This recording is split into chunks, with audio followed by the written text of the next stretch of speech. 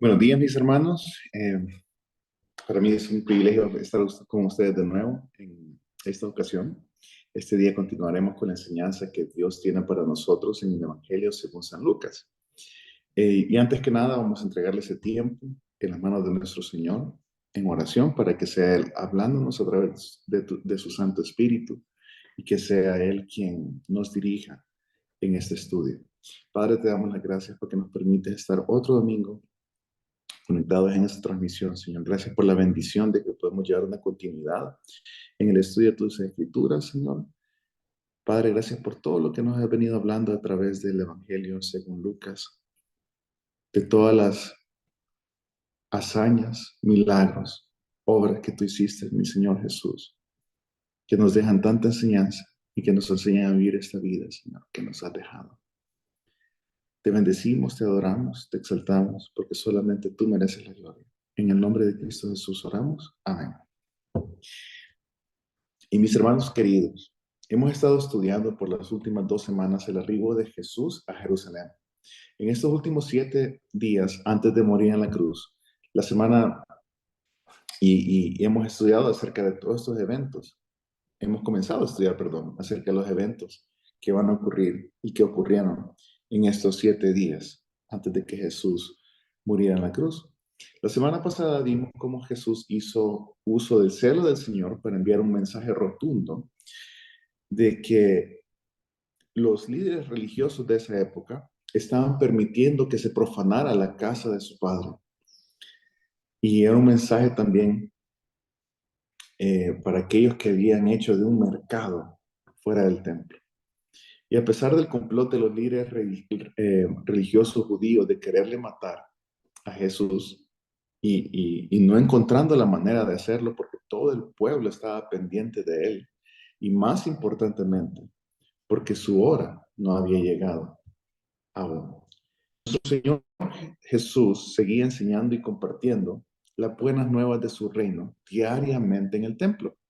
Ahora, el evento que relataremos este día fue un intento más de estos líderes religiosos por querer hacer caer a Jesús en trampa para poderle matar. Entonces vamos a ir, mis hermanos, a Lucas 20. Sí, y vamos a ver cómo toda esta sección se abre en Lucas 20 acerca de una primera sesión de preguntas y respuestas con Jesús. Y antes de comenzar este capítulo, quisiera leerles un pensamiento de un comentarista acerca del texto que vamos a leer esta mañana. Dice, la respuesta que dio nuestro Señor Jesús no era una aguda retórica de inteligencia, sino que eran las respuestas finales de una sabiduría que reveló la ignorancia de las preguntas de estos hombres. Así que vamos al versículo 1 y 2 del capítulo 20, que habla acerca de los líderes políticos y religiosos que cuestionaban a Jesús. Y voy a hacer uso de la traducción NB Leal, que es la Nueva Biblia de las Américas, que dice, aconteció que en uno de los días, cuando Jesús enseñaba a la gente en el templo y anunciaba el Evangelio, se enfrentaron a él los principales sacerdotes y los escribas con los ancianos. Qué lindo cómo nuestro Señor trae las buenas nuevas de Dios en el mismo momento en que sus enemigos conspiraban contra él. Este día bien pudo ser martes, más o menos, de la semana de la Pasión. La entrada triunfal tuvo lugar el día domingo. La purificación del templo fue el día lunes.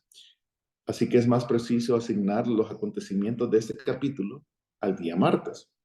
En este capítulo se presenta una serie de ataques muy calculados y coordinados en contra de Cristo por parte de los líderes judíos.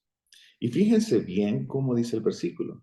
Dice, los principales sacerdotes y los escribas con los ancianos. Cada uno de estos grupos desempeña un papel único en los diversos ataques que vienen a continuación. Cada uno tenía una representación en el concilio judío, conocido como Sanedrín, lo cual sugiere que el concilio se había de reunir para orquestar el ataque en su contra, como lo vimos hace un par de semanas, que ese relato se encuentra en el libro de Juan. Los ataques de ellos se llevaron a cabo a través de preguntas diseñadas para hacerle caer en varias trampas. O sea, como los líderes judíos querían usar su intelecto o su conocimiento, entre comillas, de las escrituras para cuestionar y hacer caer a nuestro Dios. Dice, llegaron los principales sacerdotes y los escribas con los ancianos y le hablaron. Jesús no buscaba estos grandes debates con los líderes religiosos. Quería enseñar a las personas y decirles acerca de las buenas nuevas de Dios. Y las interrogantes, y los interrogadores venían a él y le respondía con una gran sabiduría y poder. Esto no fue el comienzo de la sospecha de Jesús por parte de las autoridades religiosas. Sin embargo, su limpieza del templo, o sea, cuando echó a los mercaderes de afuera de las afueras del templo, y la enseñanza en público hicieron que estos líderes se preocuparan mucho más de Jesús. La enseñanza de Jesús, su predicación y sin duda su limpieza del templo fueron vistas por los oficiales como altamente controversiales, si no es que adversarias hacia las autoridades de este concilio que hablamos.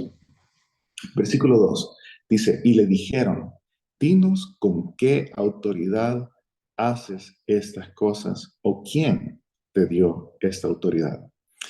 Y esta fue la primera en una serie de preguntas diseñadas para tenderle una trampa a Jesús.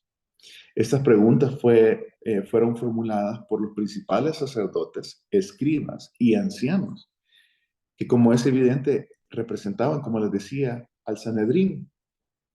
Al expulsar a los mercaderes del templo, Jesús insulta directamente la autoridad de los principales sacerdotes saduceos, que supervisaban las operaciones del templo. Ahora, los líderes religiosos querían saber con qué derecho Jesús hacía tales cosas, especialmente porque no tenía el entrenamiento rabínico tradicional de la época. Según las autoridades, nuestro Señor Jesús era un simple hijo de un carpintero de Nazaret. No olvidemos que estas acciones de parte de Jesús implicaban una idea de que Jesús era superior en autoridad a ellos.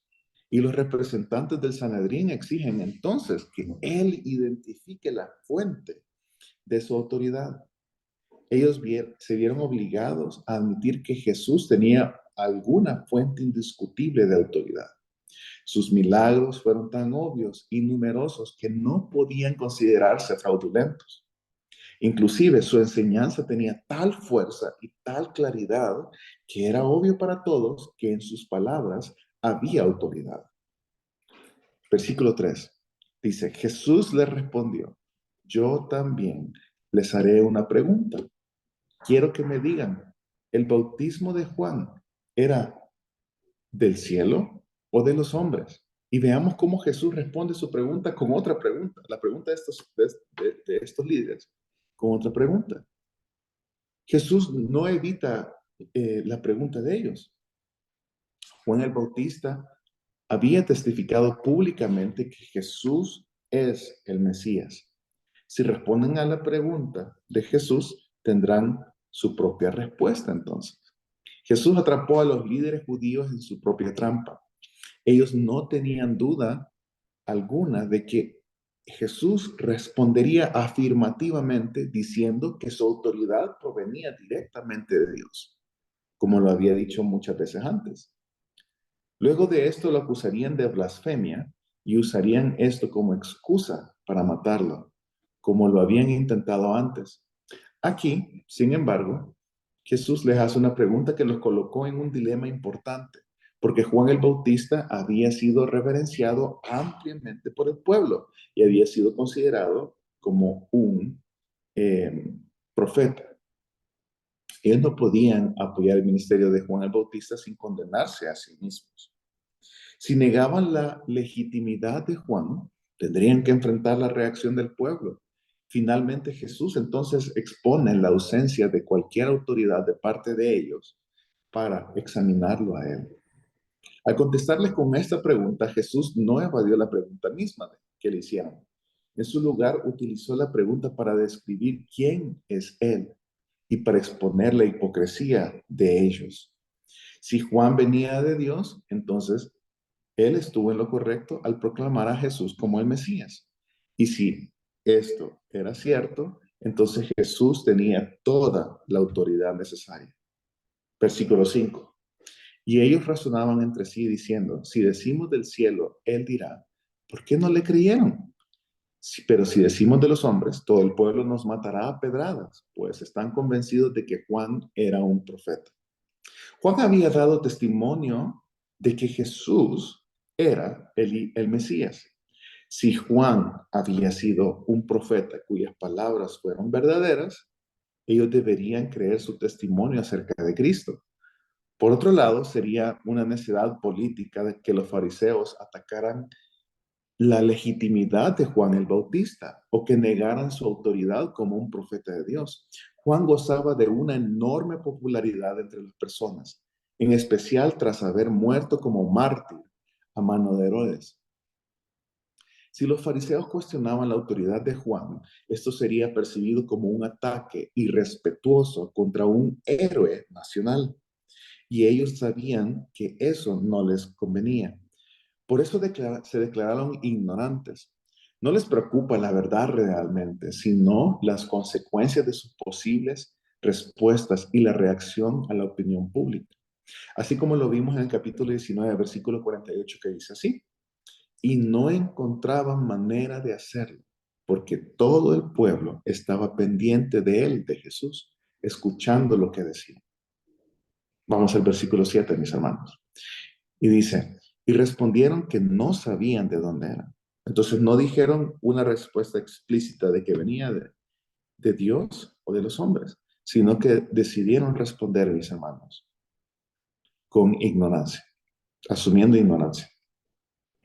Jesús no identificará abiertamente la fuente de su autoridad ante hombres que evaden una pregunta religiosa importante cuya respuesta ellos ya conocen.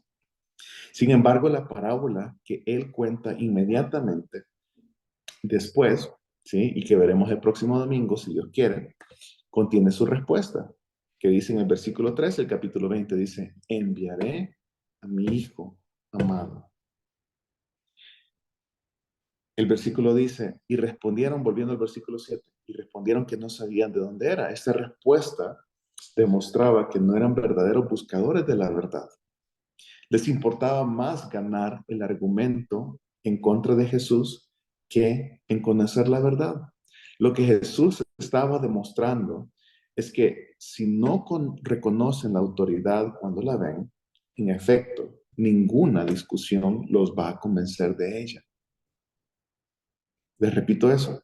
Jesús estaba demostrando que ellos, si no reconocen la autoridad cuando la ven en Jesús, entonces ninguna discusión acerca de esa autoridad los va a convencer de ella.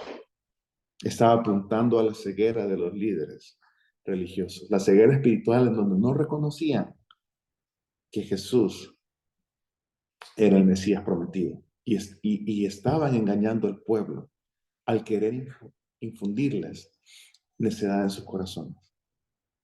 Versículo 8 dice, Jesús entonces les dijo, tampoco yo les diré con qué autoridad hago estas cosas. Y es que Jesús expuso la hipocresía de la pregunta y desenmascaró los motivos perversos de ellos. Además, optó por no desperdiciar la verdad en esos necios, ¿sí? No desperdiciar la verdad en los oídos necios de estos hombres. Si queremos respuestas de Jesús, debemos de lidiar justamente con la verdad que ya ha sido revelada. Esa era la idea. Pero estos hombres sabían que Juan había dicho que Jesús era el Mesías y no estaban dispuestos a aceptarlo. Podemos entender entonces cómo puede llegar la necedad al corazón del hombre. ¿No les recuerda esto acerca de la historia del faraón y Moisés? En donde la ceguedad, digamos así, la ceguera, perdón, y la hipocresía de no querer ver las evidencias que estaban dejando aún las plagas y la necesidad de su corazón incrementaba cada vez. Igual estos hombres estaban completamente cegados ante la verdad de que Jesús era el Mesías prometido y que aún un profeta como Juan, que era altamente eh, creído por el pueblo, que era profeta, había dicho de que Jesús era el Mesías. Y cuando se demostraron que no eran sinceros buscadores de la verdad, Jesús se negó en responder su pregunta.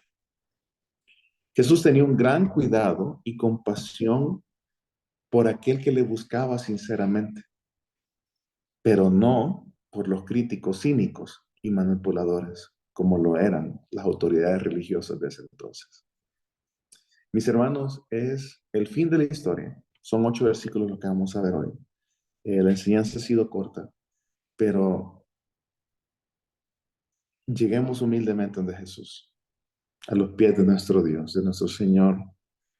O sea, eso nos deja en claro que la salvación, que la vida cristiana no se vive en nuestras propias fuerzas, no se vive en base a lo que nosotros creemos que es correcto, se vive en base a la palabra y el diseño de Dios en la palabra. Y nos recuerda acerca de la humildad que debemos tener al venir a Jesús y el regalo de la fe que nos ha permitido tener nuestro Dios a través del Santo Espíritu de Dios, en donde nos permite creer en la obra que nuestro Señor Jesús ha hecho por nosotros, que nos convence a nosotros también de pecado, nos permite reconocer que somos pecaminosos, somos seres que tienden al pecado.